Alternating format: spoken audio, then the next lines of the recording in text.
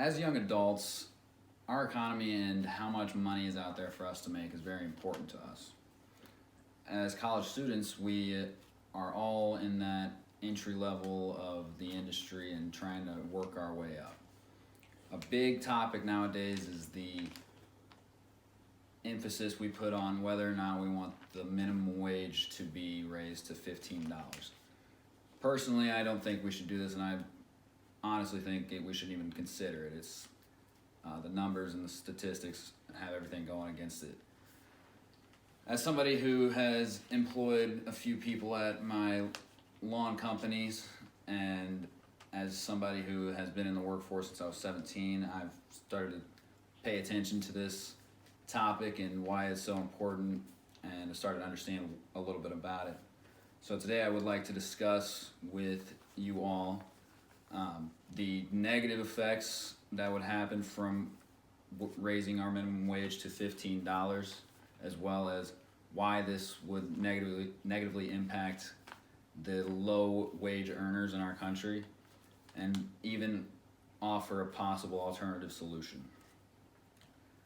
The first thing I'd like to discuss is the evidence we already have of what happens in a place that increases their minimum wage to $15.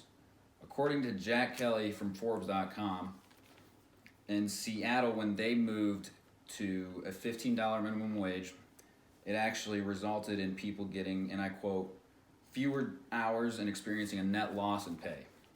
So right there, we can already see what the impacts are to people. The reasoning behind this is that companies just cannot simply afford it.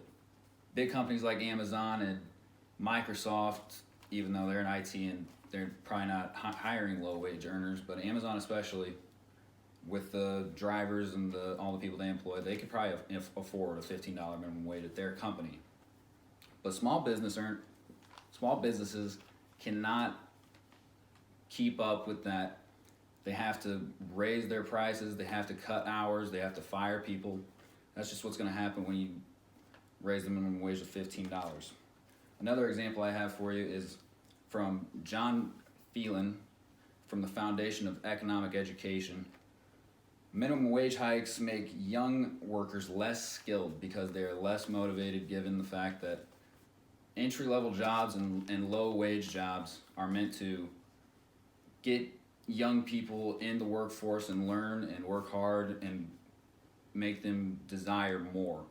But when you give them a higher wage and they feel like they're content with this, and they don't understand that when they get to the real world and they have to move out, that they're going to need a lot more than that minimum wage is giving them.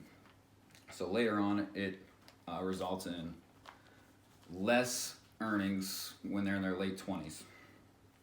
Phelan also describes how unemployment raises how raising the minimum wage attributes to raising unemployment levels, and it also raises our inflation. Companies, like I said earlier, have to find a way to make up for the fact that they can't pay people what they used to pay them, and so they raise prices on their services and goods, and this causes customers to go elsewhere, which in turn brings in less money for the company, and more people get fired, and eventually the company just go out of business.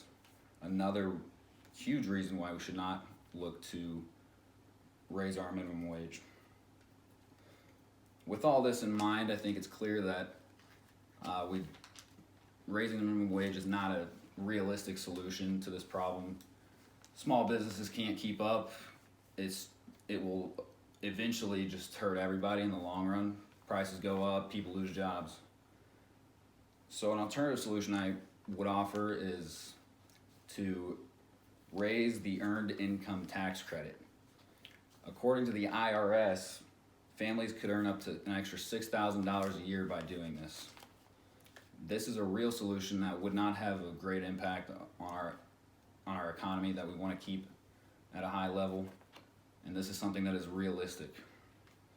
So now, with all this in mind, knowing that we can't go to a $15 minimum wage, knowing it's unrealistic, and understanding that there are alternative solutions like raising the earned income tax.